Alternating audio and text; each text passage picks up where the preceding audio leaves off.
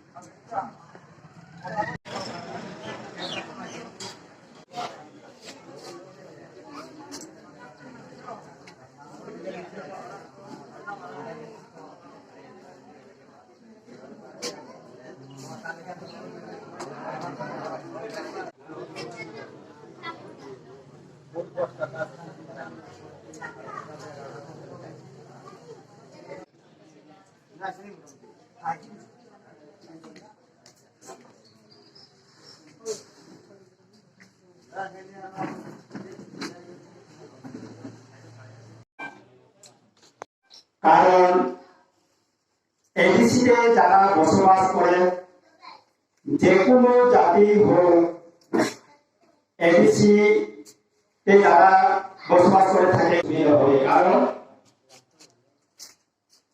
আপনারা যারা বাঙালি হোক, যে কোনো জাতি বাঙালি হোক, তারা শহরে যেভাবে সুযোগ সুবিধা পেয়ে থাকে তারা আমাদের এডিসিতে আছে, তারা সবাই আমাদের আপনার কাছে একটি অনুরোধ থাকবো, আপনারা ভালো পেয়ে আপনার মহারাজকে ভোট দিয়ে জয় করেছেন।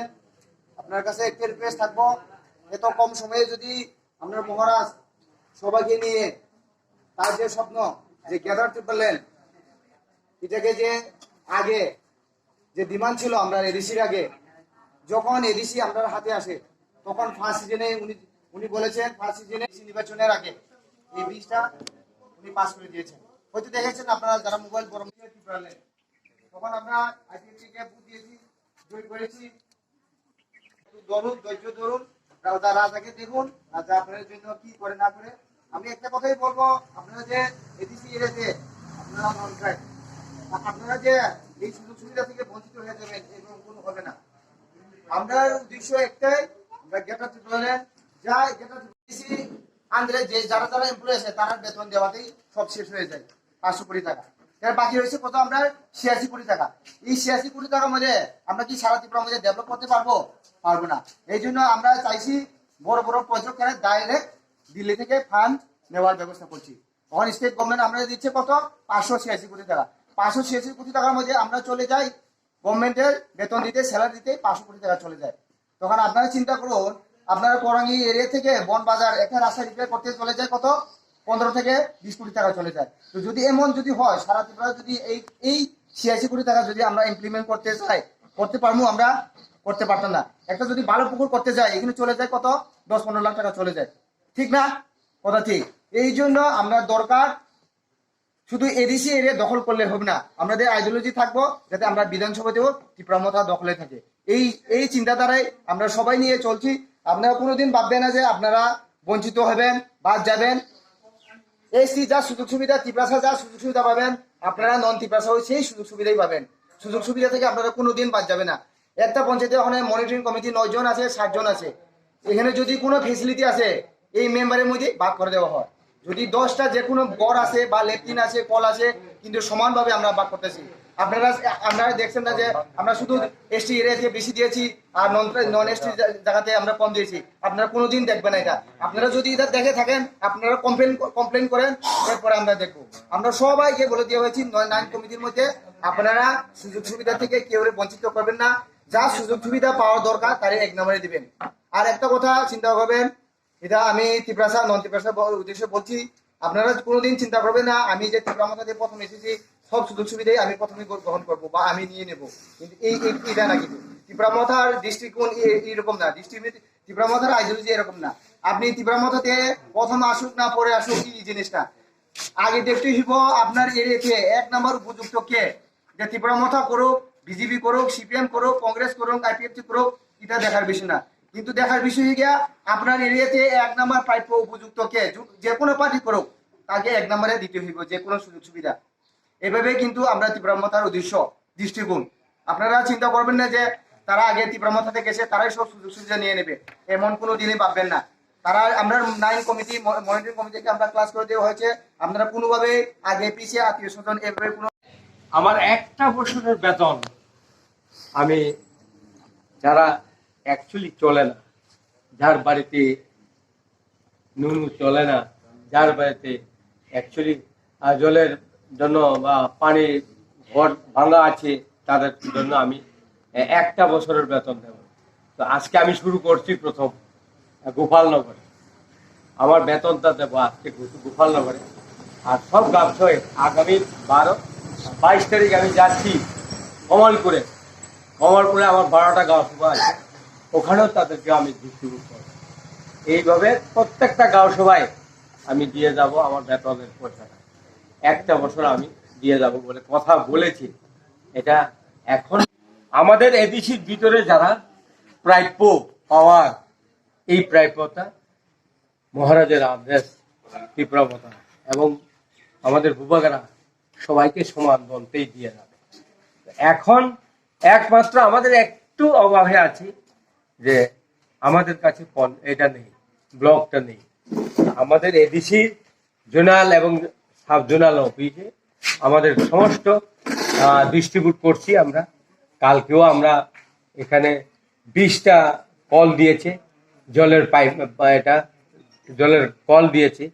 আমি ওনাকে জিজ্ঞেস করছি কোন কোন জায়গায় দেওয়া আছে, তো সব যেন ভালোভাবে দরকার যেখানে এখানেই দেওয়ার জন্য আমি বলেছি, সাব জোনাল চেয়ারম্যানকে বলেছি। আরও আসবে আমাদের এখন রাবার প্ল্যান্টেশন, আরও অন্তত বেশি না হলেও প্রায় 500 হেক্টরের মতো রাবার প্ল্যান্টেশন আসছে, ওটাও ভালোভাবে ডিস্ট্রিবিউট করা হবে। এখন আমার কথা হলো এটাই, আপনাদের কাছে কাজ সবাই নিজের অন্তরে ভালোবাসা থাকার দরকার, এবং আমরা আমাদের আদর্শটা, আমাদের যেটা মহারাজের স্বপ্নটা, এই স্বপ্নটা যেন পূরণ হয়। মহারাজের স্বপ্ন হচ্ছে এটাই, ত্রিপুরাকে একদিন স্থিরভাবে, ত্রিপুরার জনগণ যে হারে অভাবে আছে, কিন্তু অভাবে থাকার কথা না, কোটি কোটি টাকা আছে, এটা আর গাঁও সভাতে আসে না, এই টাকাগুলি অন্য খাতে চলে যায়। এই কারণে মহারাজ চাচ্ছে আর কি, যদি আমরা সরকার কায়েম করব, আমরা 27টা সিটে দাঁড়াবো আমাদের ত্রিপুরা মথা মহারাজের পক্ষ হইয়া। এখানে 27টার মধ্যে আমরা 5 জন বাঙালি থাকবে, তারাও নিজে ত্রিপুরা মথা হয়েই দাঁড়াবে। এরকম আমাদের শত নেই। 4,000 ভোটার আপনারা নন ট্রাইবাল আছে, যেখানে ওই কমলপুরে 2টা গাঁও সভা আছে। এই 2টা গাঁও সভাতে আপনাদের 2টা ওয়ার্ড আছে, আর একটা গাঁও সভাতে 3টা ওয়ার্ড আছে, এতটুকুই আছে। সেই কারণে আমরা 4,000 ভোটারটাকে কালেক্ট করার জন্য আমাদের উদ্যোগ নিতে হবে। যারা এখানে আমার চেয়ারম্যান মেম্বার আছে তাদের উপর দায়িত্ব থাকবে, তারা সৎ পথে সৎ কাম করতে হবে, সত্যি সত্যিই তার আজকে তার প্রাপ্য তাকে দিতে হবে, যেহেতু সে অভাবে আছে, এটা যেন হয়। এর জন্য আমি মেম্বার এবং চেয়ারম্যান ভাইস চেয়ারম্যানকে বারবার আমি রিকোয়েস্ট করি যে যার প্রাপ্য আছে সে যাচাই হোক, হ্যাঁ বিজেপি করুক, কংগ্রেস করুক এবং সিপিএম করুক, তার প্রশ্ন আসবে না, কিন্তু নিখুঁত তার অধিকার, এই অধিকারটা দিতে হবে। এখন মহারাজ এবং আমাদের বুবাকরা একটা স্কিম আনছে গুয়াহাটি বোম্বে থেকে। প্রত্যেক 1.5 কানি যদি কারো পুকুর আছে, এই পুকুরটার মধ্যে মাছ বোম্বে থেকে লোক আসবে, তারা নিজে তারা দেবে এবং তাদেরকে পয়সাও দেওয়া হবে। প্রথম 50,000 করে দেওয়া হবে, এটা কোনো সিকিউরিটি মানি লাগবে না। আমরা চাইছি অন্তত 10,000 পুকুরকে আমরা এইভাবে দেব মাছের চারা। তারা চাচ্ছে ট্যাংরা, শিঙি মাছ বলে না, আর মাগুর মাছ, এবং এর মধ্যে এটা করবে আপনার কি বলে এটাকে পাবদা। এই কয়েকটা মাছ তারা ফলন করে দেবে, কোটি কোটি মানুষ বাঁচবে। এই মাছের চারাটা তারা নিজে সব ফ্রি দেবে। এটা গভর্নমেন্ট থেকে করা আছে, তারা সেন্ট্রাল গভর্নমেন্ট থেকে এইভাবে দিচ্ছে। তা আমি ওনারা যখন আসছে ওনাদের সাথে আমি কথা বলি।